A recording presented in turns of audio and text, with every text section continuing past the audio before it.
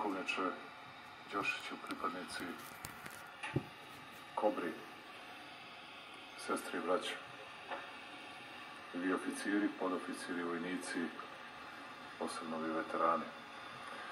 Velika mi je čast što sam danas ovde sa vama. Velika čast što sam predsjedničkom odlukom mogao da vam dodelim vojnu zastavu. Vojnu zastavu koju ste zaslužili svojom profesionalnošću, disciplinom, marljivošću, posvećenošću, ali pre svega ljubavlju prema otadžbini. Evo zastavu koju ste dobili, rekao sam pukovniku Đošiću samo jednu rečenicu. Ona nikada ne sme da padne u ruke neprijatelju, baš kao ni predaj naše zemlje Srbije.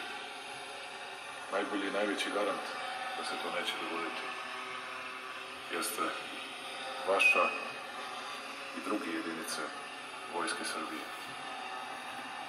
Danas nije lako biti pripadnik vojske. Još malo pripadnik vaše jedinice Kobre, onih koji su nečujni, a ubojiti, onih koji malo govore, a mnogo rade. Nije lako zato što se naša zemlja nalazi